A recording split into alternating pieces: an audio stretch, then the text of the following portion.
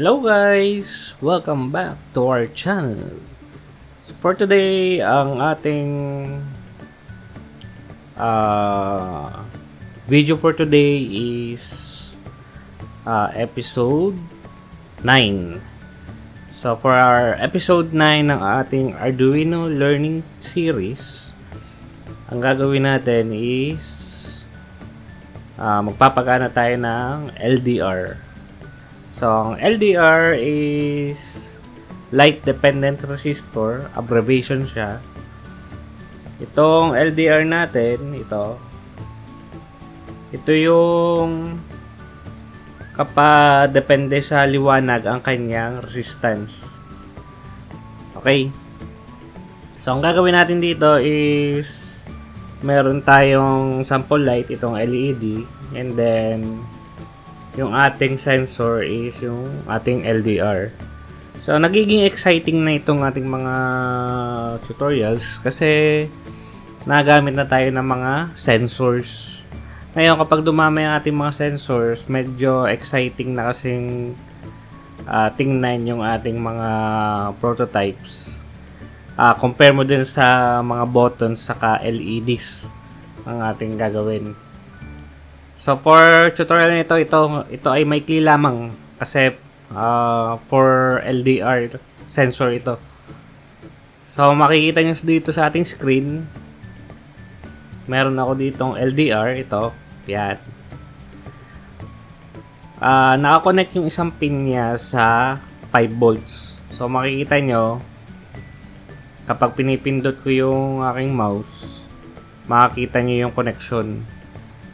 So, itong sunod natin, nakakonekta naman sa A0. Itong LDR is naka-series ngayon sa 10K na resistor. And then, yung the other side, nakakonekta sa ground.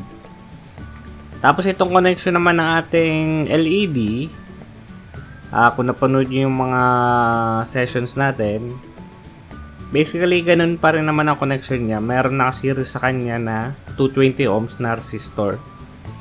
So for this tutorial, gagamit tayo ng pin 2 for our LED. And then pin A0 para sa ating LDR. So basically, analog kasi ang signal ng LDR kasi nagbabago-bago siya based sa liwanag na natatanggap niya. So okay, let's start the code. Yan. Ngayon, kaya ako nga pala sinisimulan yung ating coding ng bakante. Kita nyo to, bakante. Para masundan nyo step by step kung paano natin kinocode yung ating topic for today. So, dito, lagi tayong magsisimula sa initialization ng ating mga variables. So, mag-ano tayo ng LDR. Lagyan natin pin. LDR pin equals to A0. Since analog siya. And int LED pin equals to ano ang pin natin nun? Pin 2. So, may dalawa na akong variables. LDR pin sa LED pin. And then, yung laman ng variables na yon, kung anong pin niya. Okay? Itong analog signals na discuss natin, mga last sessions natin, kung hindi nyo pa siya kabisado, pwede nyo balikan yung ating tutorial na yon. So, dito, gagamit ngayon tayo ng serial. Kasi sa serial monitor natin, titingnan yung datang binibigay ng ating LDR. And then, magpipin mode tayo.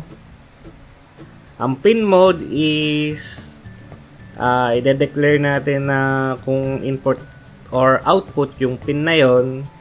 Pero pag analog pin kasi ang gamit natin, hindi na siya dinedeclare ng pin mode.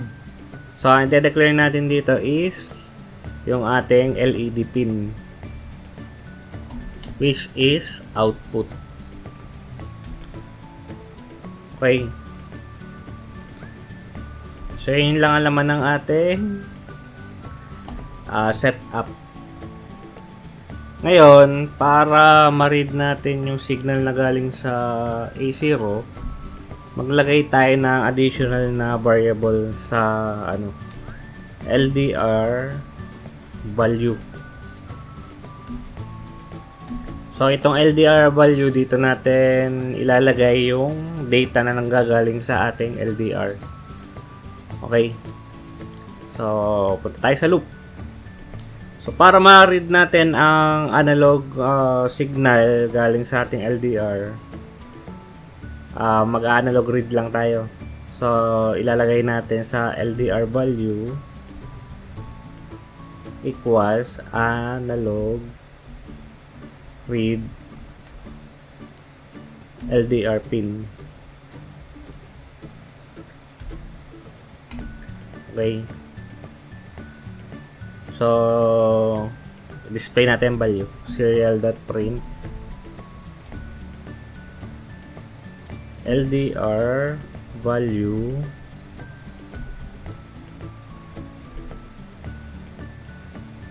tapos serial.print ln LDR value. So guys, kung napanood niyo yung mga last episodes natin, kapag nagdi-display tayo ng sa serial monitor, ito word lang to mismo. Pero yung laman ng ating LDR value dito natin dinidisplay. So, upload natin yung code natin and then silipin natin yung data na napasok sa kanya. Basically kasi ang LDR setup na ito is para siyang voltage divider lang. Kasi yung pares resistance, makikita nyo, nagbabago lang yung resistance ng LDR kapag depende sa liwanag. So tatakluban lang natin maya maya para makita natin ang value. So bago pala natin ito, lagyan natin ito ng delay para hindi masyadong mabilis. 100 milliseconds. Upload natin. Okay. Buksan natin yung serial monitor. Okay. Yan ang nare-read na LDR value natin. So, ang magic dito, kapag tinatakluban nyo ito, yan o. Hindi nagbabago.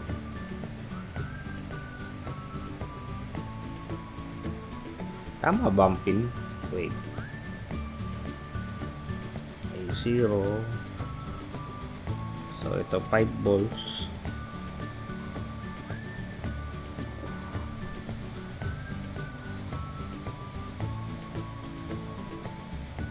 Ay, nasa 11 pala tong ating pin dito.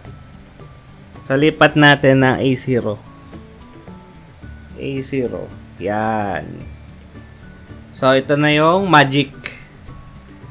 Yan. Kapag tinatakloban, nababa ang resistance ng ating LDR. Ngayon, kapag maliwanag siya, tumataas ang value. Try natin flashlightan pa itong ating LDR.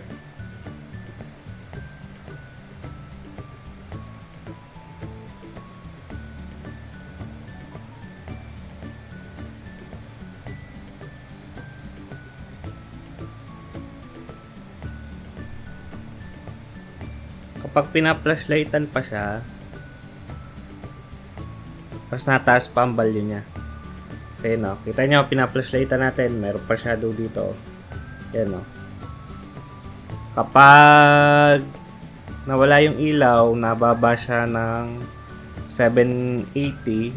Pag may ilaw pa, nasa 900 plus ang ating LDR value. So, ang gagawin natin dito, para magamit naman natin itong sensor na ito, kapag dumidilim, ang gagawin natin is ite-turn on natin yung ating LEDs. So yung ating LEDs, na-declare na natin dito sa ating pin mode, sa ating void setup. Ang gagawin natin, mag-if else na lang tayo dito. If LDR value, ano nga pag madilim? Less than 400. So less than 400. Ganun na lang gawin natin. O kaya less than 500. Depende kung ano ang limit na ilalagay nyo. So lagay natin less than 500. Less than 500. Digital right LED pin high. Else copy paste na lang natin to, and then palitan natin ang load. Okay, upload natin guys.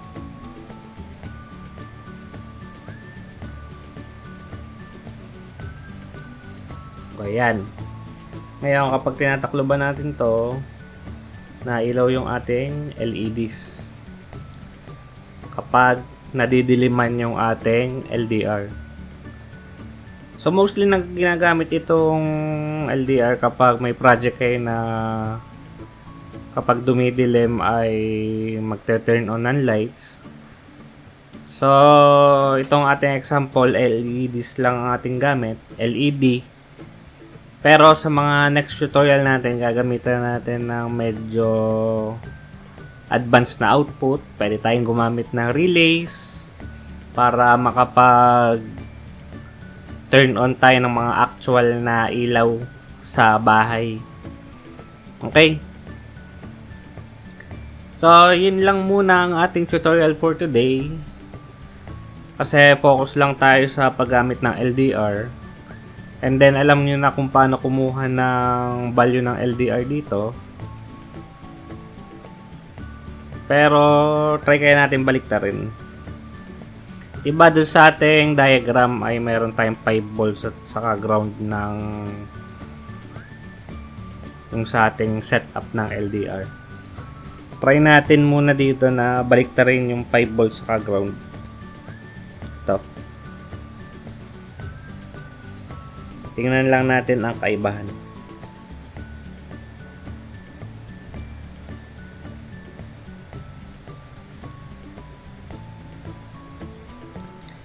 So, ang nangyari dito, na binaliktad natin yung 5 volts sa ground. Kapag ngayon, kita nyo ang value dito, nasa 230. Kapag inilawan, nataas. Pag nadiliman, nataas. Parang inverted siya ng ginawa natin kanina. So, para mabago natin itong code, ang gagawin lang natin dito, 'di ba, pag greater than, halimbawa 300, greater than 300. So, greater than 300 lagay natin dito. Tapos upload natin.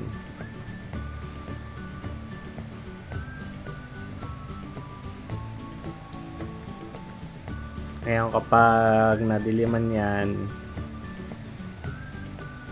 saka nailaw. Ang pinakagusto ko sabihin guys is may dalawang paraan para gumana yung mga prototypes nyo. Pwede nyo siyang baguhin ang hardware. Ang hardware kasi yun yung mga wirings nyo and connection. And second is pwede nyo baguhin via software. Ang software, itong ating mga codes, pwede nating dito baguhin ang ating setup. Kaya ang suggest ko, kapag meron kayong prototype at merong kailangang baguhin sa hardware, try nyo munang baguhin via software. Kasi kapag software nyo babaguhin, upo lang kayo sa laptop nyo and then type lang kayo.